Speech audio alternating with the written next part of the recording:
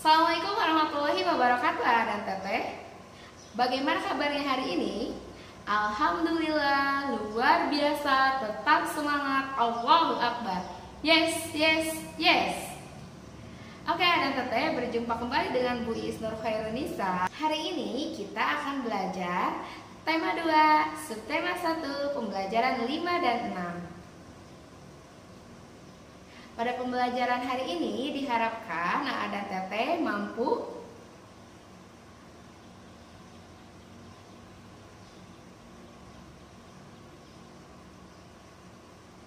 dan buku yang akan kita gunakan seperti biasa buku Erlangga, yaitu halaman 24 sampai dengan halaman 31. Nah, dan Teteh, sebelum belajar, alangkah lebih baik kalau kita berdoa terlebih dahulu. Berdoa dulu yuk, dan Teteh. Berdoa mulai.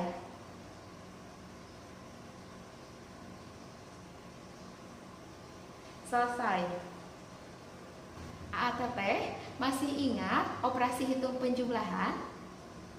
Tentu masih ya, dan Teteh. Nah, itu sudah kita pelajari pada pembelajaran sebelumnya, dan kita akan bahas lagi kali ini, namun penjumlahannya menggunakan sifat pertukaran. Nah, seperti apa ya, dan Teteh? Tetap simak baik-baik video Bu Isnur ya, jangan kemana-mana. Yuk kita mulai aja pembelajarannya. Oke, Teteh, sekarang kita mulai pembelajaran 5 dan pembelajaran 6. Ayo bercerita. Nah, di sini mendoakan orang lain artinya kita mengharapkan orang lain mendapat kebaikan. Ingatlah untuk selalu berdoa, baik untuk Aa dan Teteh maupun untuk orang lain. Berdoa merupakan salah satu contoh perbuatan baik. Dengan selalu berbuat baik, kita dapat hidup dengan bahagia. Oke, jadi Aa dan Teteh, berdoa itu perbuatan yang baik ya. Nah, kalau kita mendoakan orang lain, berarti kita mengharapkan orang lain mendapat kebaikan. Nah, manfaat dari berdoa itu salah satunya itu kita dapat hidup dengan bahagia. Kenapa kita hidup dengan bahagia? Ya, karena kalau kita berbuat baik, tentu kita akan mendapatkan balasan dari Allah. Begitu pula dengan mendoakan orang lain dengan doa-doa yang baik, tentu kita juga akan mendapatkan balasan dari Allah dan kita akan hidup bahagia. Nah, ketika kita berharap orang lain mendapat kebaikan dan orang tersebut mendapatkan kebaikan tersebut, nah tentu kita akan bahagia kan ya, dan Teteh. Nah, dan siapa tahu juga orang lain juga mendoakan kita yang baik-baik ya.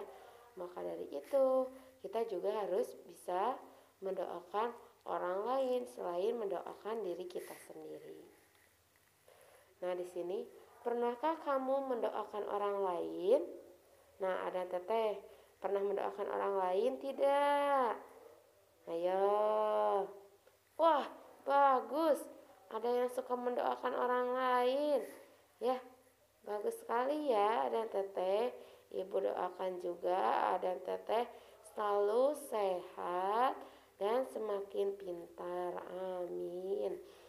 Nah, Teteh, kenapa sih dan Teteh mendoakan orang tersebut? Kenapa coba? Misalnya dan Teteh mendoakan orang tua dan Teteh. Mengapa coba dan Teteh mendoakan orang tua dan Teteh? Ya, karena kita sayang orang tua kita dan ingin orang tua kita sehat, ingin yang terbaik untuk orang tua kita. Sama halnya dengan orang tua kita mendoakan kita ya. Orang tua kita ingin kita itu hidup bahagia, hidup sehat, pintar, menjadi anak yang solih dan salihah ya, dan bermanfaat bagi orang lain. Nah,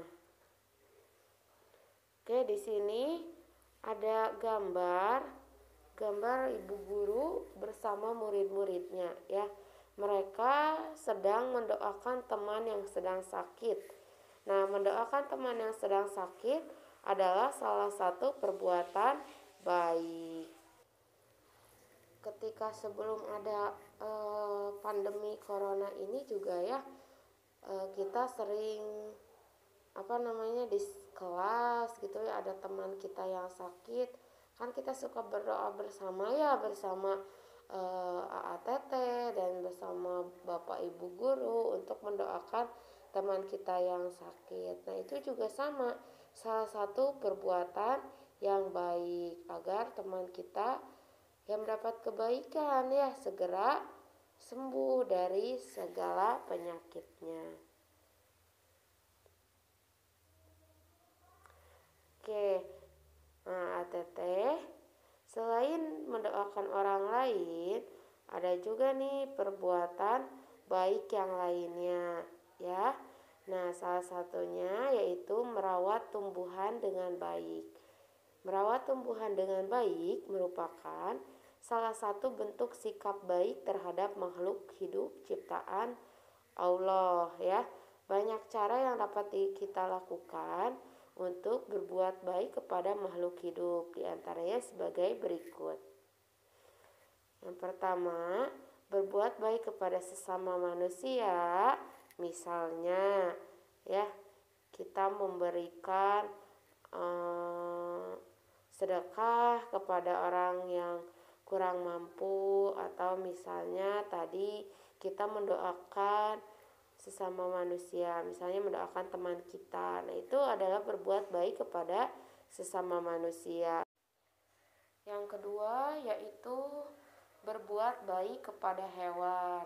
Nah, misalnya kita punya hewan peliharaan. Nah, hewan peliharaannya itu diberi makan oleh kita, diberi makan, diberi minum ya, disayangi ya, misalnya memelihara kucing gitu. Nah, jangan sampai hewan yang kita pelihara itu diterlantarkan, tidak dikasih makan, tidak dikasih minum ya, tidak dikasih tempat tinggal yang layak ya. Untuk misalnya kita punya kucing, tapi kucingnya dibiarkan aja gitu ya, hingga BAB-nya di mana-mana gitu ya, nggak dibersihkan, terus gak dikasih makan, gak dikasih minum ya, jangan sampai seperti itu ya. Jadi kita juga harus berbuat baik kepada hewan. Kemudian yang ketiga yaitu berbuat baik kepada tanaman ya. Ketika kita berbuat baik kepada tanaman, misalnya kita punya tanaman di rumah kita ya, di halaman ada pohon mangga, ada bunga mawar dan lain-lain ya. Nah, cara berbuat baiknya itu misalnya diberi pupuk, kemudian dirawat, disiram ya, jangan sampai si tanamannya dicabutin sama kita, atau bunganya dipetik sembarangan gitu ya. Nah, jangan sampai seperti itu. Nah, ini juga ada salah satu contoh dari Nina. Nina berbuat baik kepada tanaman dengan menyiramnya secara teratur. Tuh kan ya. Jadi salah satu contohnya berbuat baik kepada tanaman adalah dengan cara menyiramnya dengan teratur. Misalnya setiap pagi ya disiram seperti itu ya, Adan Teteh. Oke, di sini ada beberapa orang nih di gambar ini ya, sedang memetik stroberi ya di kebunnya ya. Mereka selain memetik stroberi ya, karena buah stroberi itu kan bisa kita konsumsi ya, jadi boleh kita petik buahnya, tapi jangan lupa kita siram juga tanamannya, pohon stroberinya ya, disiram, dipupuk ya gitu, supaya terus berbuah dan terus sehat. Dan itu juga salah satu dari contoh kebaikan kepada sesama makhluk Allah ya. Nah, oke, di sini ada teks mengenai memetik stroberi ya. Keranjang Deli berisi 92 stroberi, sedangkan keranjang Nina berisi 348 stroberi. Berapakah jumlah stroberi yang dipetik Deli dan Dina? Oke, jadi ada berapa ya? A dan Teteh harus diingat ketika ada kata jumlah, ya, di sini kan ada kata jumlah. Berapakah jumlah? Nah, kalau jumlah itu berarti dihitungnya menggunakan penjumlahan atau ditambahkan, ya. Pokoknya kalau ada kata jumlah berarti ditambahkan, bukan dikurangi, ya. Jadi ketika ada kata jumlah ini ditambahkan atau dijumlahkan. Tadi berapa jumlah stroberi yang dipetik Deli dan Nina? Oke, penyelesaiannya. Kalimat matematika sesuai soal di atas adalah 92 ditambah 348 sama dengan titik-titik. Karena tadi kata Ibu jumlah, ya, kalau jumlah itu berarti dijumlahkan atau ditambahkan. Jadi di sininya adalah ditambahkan, ya. Oke, ATT. Kamu dapat mengerjakan penjumlahan di atas dengan sifat pertukaran. Coba Teteh lihat. Di sini, ya, 92 ditambah 348. Ketika kita akan menghitungnya dengan penjumlahan bersusun, ya, bersusun pendek ke bawah gitu, ya. Ini agak ini, ya, istilahnya tuh bahasa Sundanya apa ya, kagok, ya.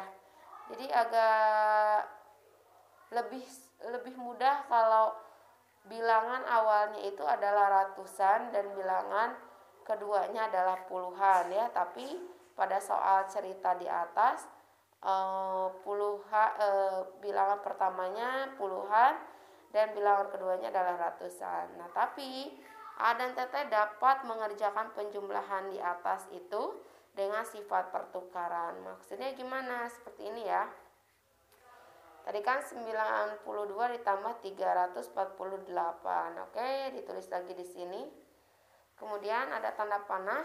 Nah, ditukar, ya, karena sifat pertukaran jadi ditukar. Jadi 348 dulu yang ditulis di awal. Ini, ya, ditukar. Coba lihat tanda panahnya.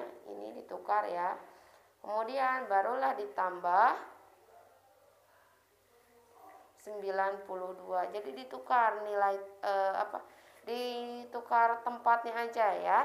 Nilainya tetap 92 ditambah 348 ditukar karena menggunakan sifat pertukaran. Nah, ditukar menjadi 348 ditambah 92. Oke. Nah, kita susun ke bawah. 348 ditambah 92 yang ini, ya. Nah, 8 ditambah 2 10 ditulis di bawah 0, angka 1 disimpan di atas 1.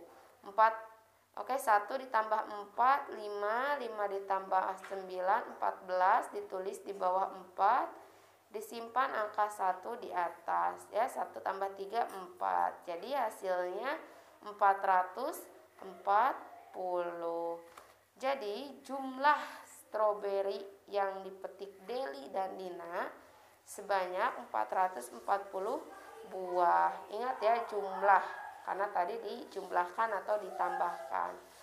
Oke, ketika menyelesaikan soal cerita penjumlahan, A dan Teteh dapat menggunakan sifat pertukaran.